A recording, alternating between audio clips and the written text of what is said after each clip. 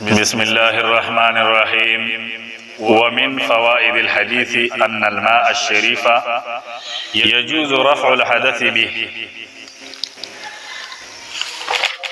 کتاب نیل الاوطار کی باب شروع شویو طهوریت ما نبع من بین اصابعه صلی الله علیه وسلم. داغ ابو پاکوالی بیانی دو چاغا د نبی صلی الله علیه وسلم د غوتونا معجزتن وتلی وی صحابه کرامو پاغه باندې او دس کړو.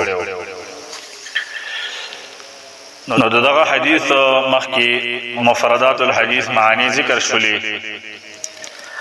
د دې نه فواید الحديث ذکر کړي. خو بعضی فواید ذکر کړي ځکه چې په دې حدیث کې ډېر زیات فواید دي. خدلته کې امام شوکانی رحمه الله رست بیا دې خبرې ته اشاره کړي چې په دې کې ډېر فواید دي، خو دلته موږ هغه فائدہ ذکر کړله چې هغه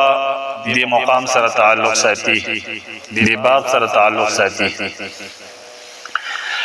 ومن فوائد الحديث او د بعض فوائد د حدیثنا اغدا فائدہ ده ان الماء الشریف یقینا هغه چې هغه شرافت والی وي. یجوز جائز ده رفع الحدث به او تکول د بیا د سې پاغه سره، یعنی یو بداسي شرافت والی لکه څنګه چې د نبی صلی الله علیه وسلم د ګوتنا د وبرا وتلی د شرافت والی وي، نو دې سره بیا د سې لري کول جائز دي. ولهذا قال المصنف رحمه الله،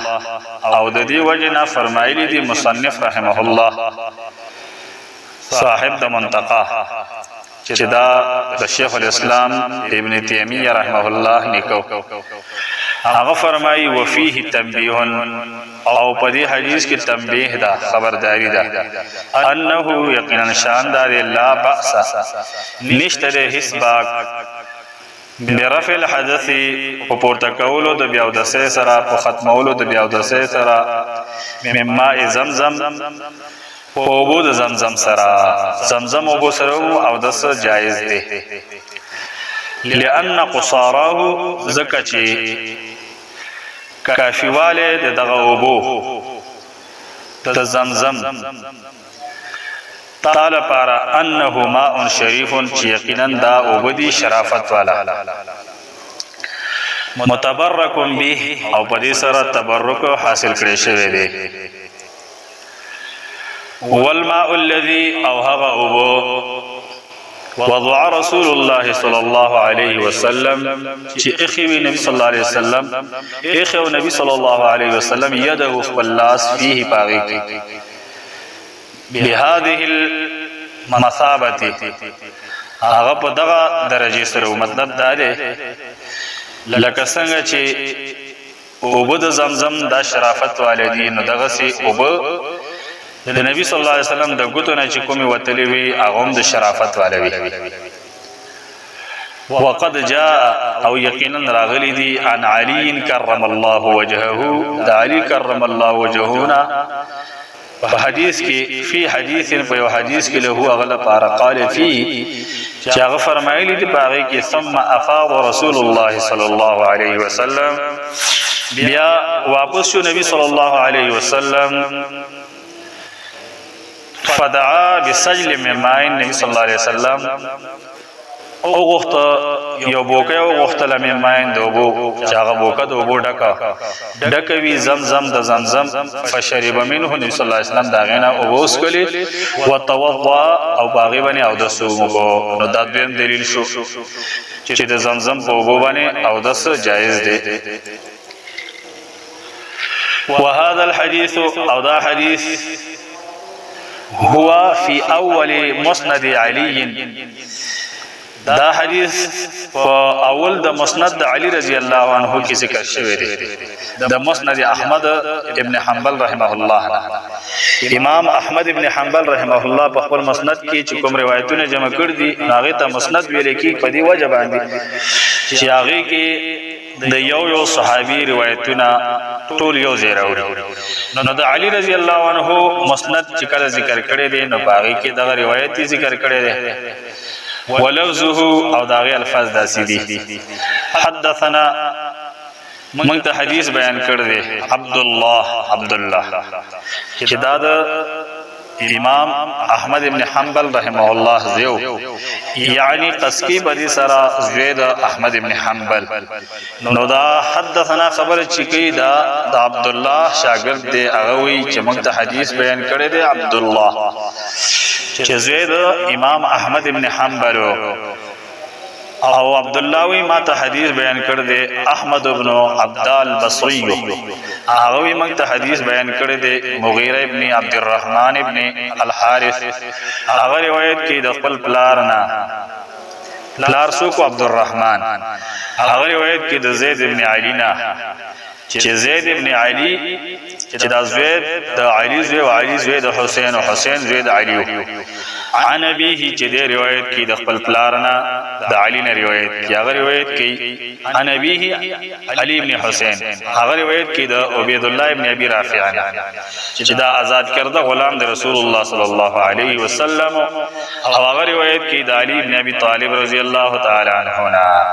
ان النبي صلى الله عليه وسلم يقين النبي صلى الله عليه وسلم وقف وقوفك بعرفه بعرفك فذكر حديثا طويلا فساغ ذکر کړی دی وګد حدیث وفيه بعض حدیث کې د الفاظ ثم افاض بیا نبی صلی الله علیه وسلم واپس شو فدعا بسجل من ماء پس نبی صلی الله علیه وسلم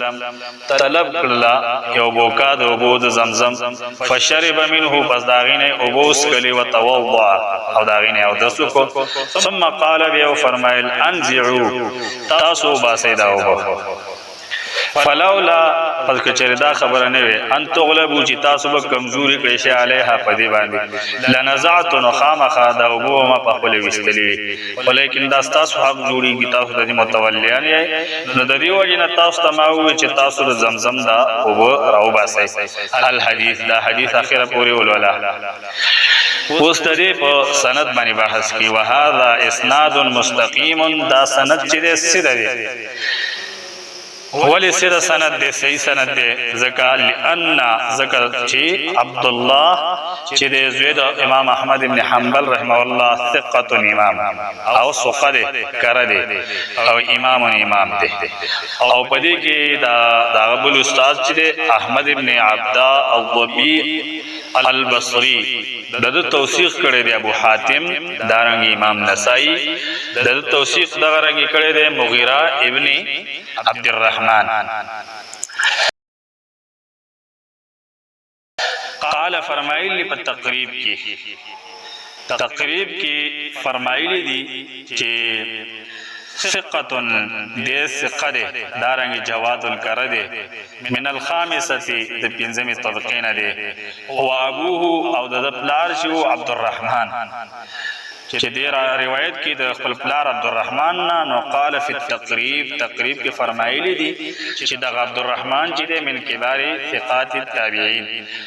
د تابعینو کرو غټو خلقو کې او پدې کې عبید الله ابن ابي رافع چې دی داو کان کاتب علی دا کاتب د علی رضی الله عنه د بلیکل کول هغه د پاره او هو ثقه چې دې کړه من الثالثه د درېمه طبقینا لکه څنګه چې تقریب کې دا خبر راغلی دا وقال ابن معین فرمایلی لا باس به نشته اسباق د مبارک وقال ابو حاتم وجلا يحتج بحديثه دل تصرف یو کس نه جرح ذکر کړي لا يحتج بحديثه دلیل بننی ولیکي د حدیث باندې واما الامامان او هر چې دوی امامان دي یو زید ابن علی او والده او دارنګ د پلار زین العابدین هما پس دا دوړ چې دي اشهر دا چې ډیر زیات مشهور دي من نارند اورنا علی علم سره د علم دا خو ډیر چت خلقو وقد اخرج هذا الحديث او یقینا نقل کړي دا حدیث اهل السنن د سنن والو یعنی کوم کتابونه چې هغه د فقه په طرز باندې لیکل شي دا حدیث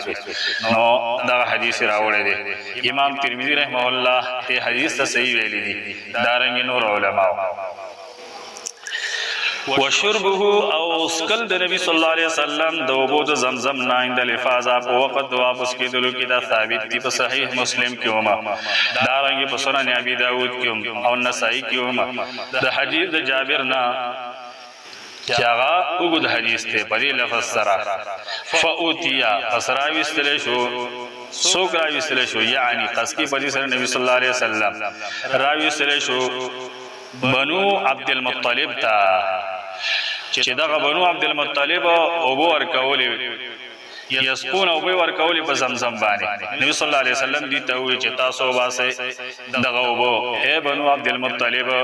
پس که چیرې دا یې نه چې ان یغلبکم الناس غلبه بو کی بتا سو باندې خلق ضرور بشي علی سقایتکم استاسو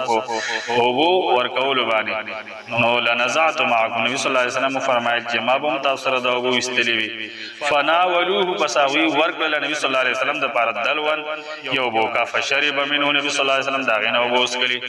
او هو فی المتفق علیه دا روایت متفق علیه کیوم دی حدیث عبد الله بن عباس رضی الله عنهما فجاء داس لفظ سقيت النبي صلى الله عليه وسلم ما اسكولي النبي صلى الله عليه وسلم باني من زمزم زمزمنا زمزم دوبونا فشرب النبي صلى الله عليه وسلم وبوسكلي وهو قائم وحال دار النبي صلى الله عليه وسلم ولاړو وفي روايه قبل روايه کې استسقى النبي صلى الله عليه وسلم طلب دوبو عند البيت بيت الله بخاكي فاتيته بدلو ما النبي صلى الله عليه وسلم تا یو بو کراولا والسجل اوس په دې روایت کې سجل لفظ راغلی دی د دې تحقیق دا په سین سره دی محملتین بغیر د ټکینا یعنی سین سره دی شین سره نه دی سین سره مفتوحتین د زبر والا فجیم ورپسې جیم د ساکنتون غړندی والا دا ستویل کیږي الدلو المملوء هغه بوکه چې ډکوي دوبو کوم وبچی دا بوکه چې دوبو ډکې نو هغه ته سجل ویل کیږي فین تعطل فليس بسجل پس کچری دا خالی دوبونه نو بیا دې تسجل نه ویل کیږي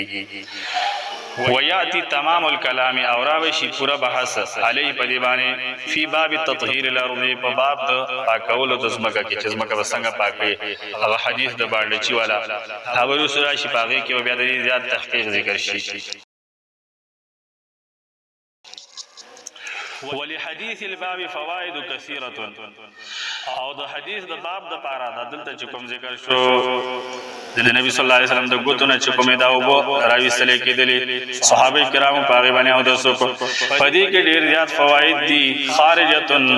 چې خارج دي عن مقصود د مقصود دغه باب نه چې کوم مسله موږ چیړو د دې سره تعلق نشته ما نحنو بصددها چې موږ دغه په بحث کې لګیو فلنقتصر على هذا المقدار اسمنګه اختصار کو په دغه مقدار باندې دا څومره بحث شو بس دغه پوره دی په دې باندې او نور بحث په خپل مقام کې ورازي ان شاء الله سبحان